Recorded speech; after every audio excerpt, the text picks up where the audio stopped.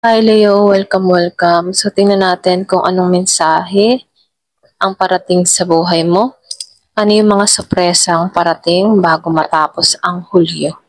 Give me the message. Ano yung sorpresang parating bago matapos ang Hulyo? Give me the message. Ano yung sorpresang parating bago matapos ang Hulyo?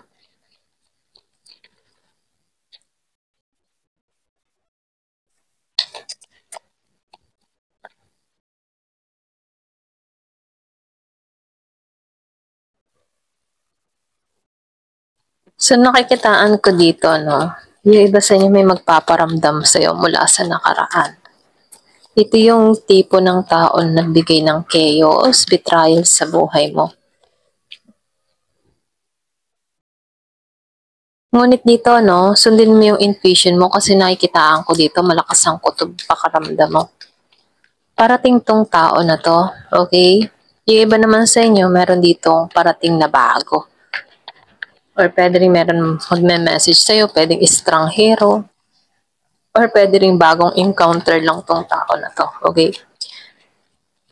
So, yung iba sa inyo mag-message to. Yung iba sa inyo parating ay bago ay Pisces. And then yung iba naman sa inyo, kung meron kang ex na Gemini, Aquarius, and Libra, nakikitaan ko dito, may balak din to, okay? Kaya lang dito, no, nakikitaan ko dito, medyo hudas tong tao na to. Ito lang yung nakikita ko. I mean sa hudas pwedeng ito yung nagbigay ng panlilin lang sa'yo before Hindi halos lahat sa part na to, ito lang yung nakikita ko rito. So dito, sinasabihan ka dito, excuse me, balance ka ngayon pagdating ngayon, okay? Kumbaga, kaya mong balansehin ang mga problemang dumarating sa buhay mo. Nafe-feel ko rin dito, ikaw yung tipo ng tao na relihiyoso. Malakas yung faith mo, pananampalataya, or pananalig mo.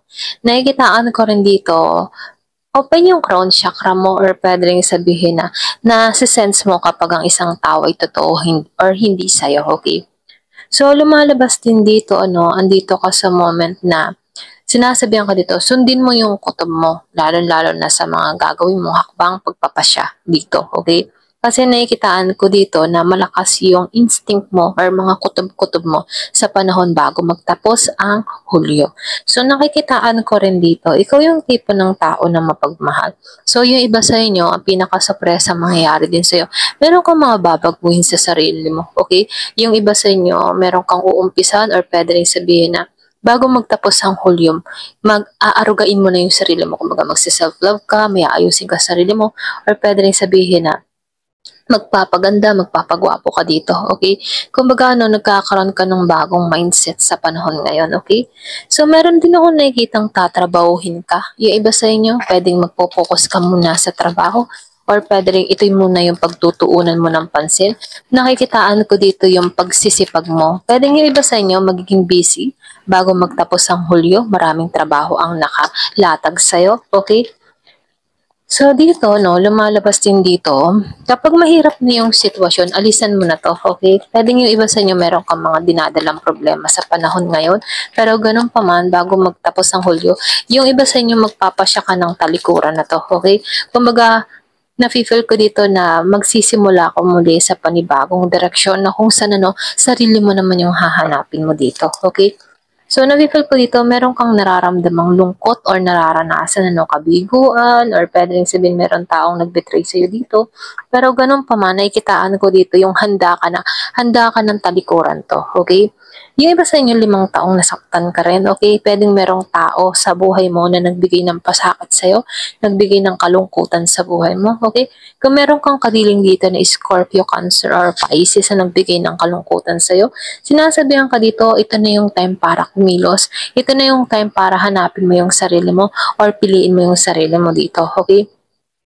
Kasi nakikitaan ko dito, yung iba sa inyo, nakatuon ka dito sa mga nasayang, mga nawala, okay? Kumbaga, ang mga alaala na pilit-pilit mo pa rin tinatago kahit nasasaktan ka na, okay? So dito, tinuturoan ka dito na magkaroon ka ng kaliwanagan sa sitwasyon na nararamdaman mo. Ito na yung time para sa pagpapalaya sa sarili mo, okay? Give me the message. Ano pa yung mensahe?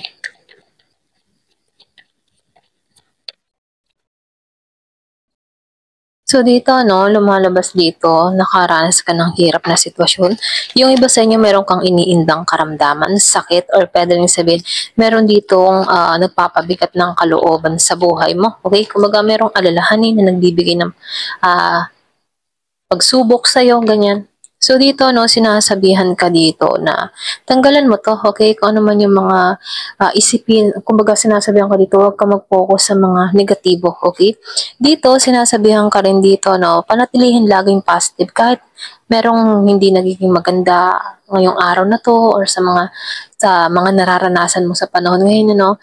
Panatilihin mo pa rin maging positive. Minsan kasi merong miracle na nangyayari na kung saan ano, kapag lagi kang positive, doon ka nakatuon sa magandang magaganap, meron ditong miracle na magaganap, okay? So dito, no, kung meron kang mga iniindang karamdaman, minumungkahi dito na ito na yung time para magpatingin sa doktor kung meron kang iniinda. So, pwedeng tinutulak ka dito na magpa-check up, okay? So dito, no, yung iba naman sa inyo, nakikitaan ko dito, merong pagkilala. Yung iba sa inyo, kung meron kang mga ginagawa sa social media, nakikitaan ko dito may pagkilala na mangyayari or magaganap sa'yo. So, yung iba naman sa inyo, nakikitaan ko rin dito, talaga lang sikat ka, okay? Or pwede rin sabihin na meron kang business na kilala or pwede rin sabihin na meron kang tatak na kilala. Alam mo yun, yung tipo na kapag may naghanap, maituturo ka, okay? Kumbaga, nakikitaan ko dito yung iba naman sa inyo, kung nag-uumpisa pa lamang ikaw sa mga social media platform, kung nag-YouTube ka, nagko-content creator ka, vlogger, mga ganyan, ano, nakikitaan ko dito may pagkilalang mangyayari sa'yo. So, nakikitaan ko rin dito, no, merong parating na magmamahal, okay? Kumbaga, ito yung tipo na patungo talaga sa'yo, ipinagkaloob sa'yo, okay?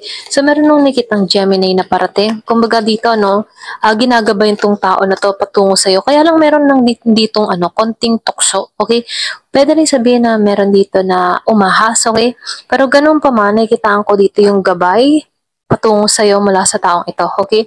Dito, yung iba sa inyo, meron ako nakikitang karma. Depende sa gawa, no? Good or bad. Kung ikaw man dito ay binitray, niloko, sinaktan, ano, nakikitaan ko dito na marireceive ng tao nito yung karma niya rito. Okay? Ayan, ito lang nakikita ko. So, nafe-feel ko dito na mapagtatagumpayan. Mapagtatagumpayan mo lahat ng mga nangyayari sa buhay mo. So, magtatagumpay ka dito, ito yung mensahe, no? Kumbaga, may kasiyahan, kagalakan na mararanasan ka dito. Kumbaga, matatapos na lahat ng mga pasakit na naranasan mo sa buhay mo mula dito sa isang tao na to, okay? Kumbaga, marireceive ng tao na to yung karma niya, okay? Kaya dito, sinasabihan ka dito, ipagpasa Diyos mo na lang ang lahat, ano? Huwag kang gaganti, huwag kang gagawa ng isang hakbang na pwedeng bumalik din sa'yo. Kaya dito, sinasabihan ka dito na hayaan mo si God, si universe, yung kumilos para sa'yo. Ipagpasa Diyos mo to, okay? So, tingnan pa natin kung ano pa yung mensahe. Give me the message.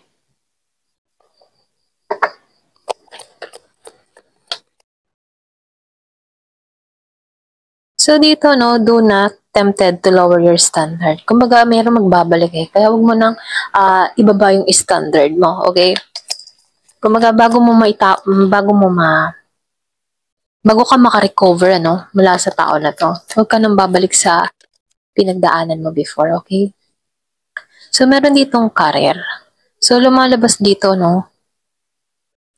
So, dito, no, nakikitaan ko dito, meron ditong karera or pwede rin bagong karerang parating or pwede rin magpo-focus ka muna sa iyong karera, okay?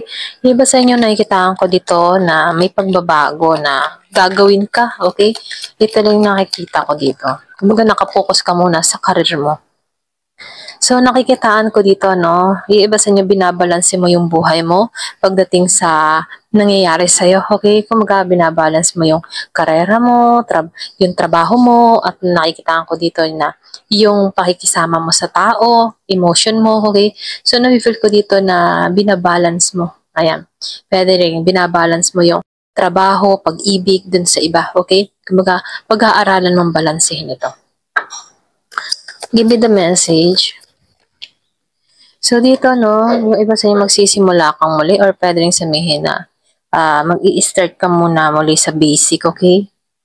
So, yung iba sa inyo, meron kang gagampanan, ano, kumbaga start ka muna muli sa umpisa. Ayan. Pwedeng meron kang tinapos na kung saan ngayon, balik ka sa umpisa.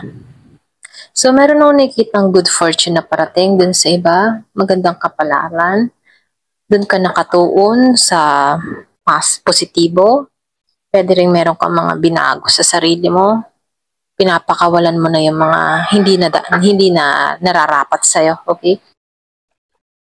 Give me the message.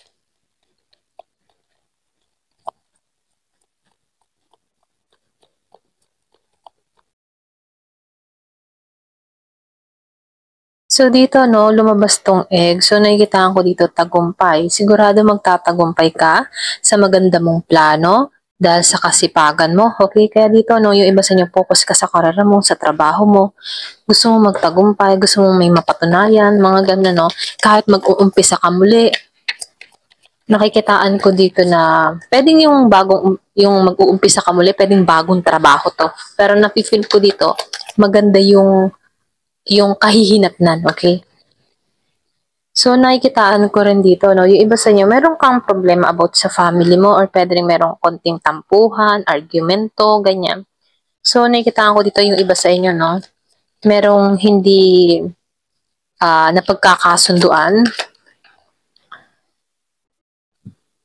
So, nakikitaan ko dito something important, such a new job, okay? So, nakikita ko talaga dito bagong trabaho. Yung iba sa inyo, pwedeng lumipat ka ng trabaho. Meron ditong bagong trabaho na mas malaki ang kita kaysa sa nakaraan mong trabaho. Kumbaga, nakikita ko dito yung paglipat mo. Kaya dito, meron lumalabas dito na good fortune, magiging balanse ang lahat. Kasi dito, no, may pagbabagong mangyayari. So, nakikitaan ko rin dito, marireceive mo yung respeto mula sa ibang tao. Kumbaga, andun yung paggalang sa'yo.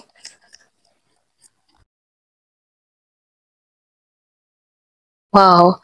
So, aakyat ka sa tagumpay. Kumbaga, nafe-feel ko dito na lahat ng sakripisyo mo, lahat ng hirap mo, meron niyang katumbas na biyaya, ano. Kumbaga, kahit meron kang mga kabiguan na ranasan, ano, meron ditong tagumpay na naghihintay sa iyo at dun ka patungo pag-akyat ng tagumpay. So, meron kang mga kahilingan dito na matutupad, which granted na, no, lalo-lalo na bago magtapos ang buwan ng Hulyo. So, dito, sinasabihan ka dito, lahat ng problema mo ay mariresolve na. Kung ano man yung mga issue, kinakaharap mo, matatapos na to. Ayan. Kaya lang dito, no, mag-ingat ka sa chismis. Meron ditong tao ng chichismis sa'yo, lalo-lalo na sa mga sinabihan mo ng sekreto. Kung wala ka pang sinasabihan ng sekreto, mainam na lang na itiko mo yung bibig mo at huwag kang mag-share ng mga information about sa'yo, mga kaganapan, mga masayang nangyayari sa'yo, no? Kasi pwedeng i-chismis ka ng tao na to. Kahit matalik mo pang kaibigan to, pwede rin tong mag-betray sa'yo, okay? Ito lang yung mensahe sa'yo. Thank you for watching. Love and peace.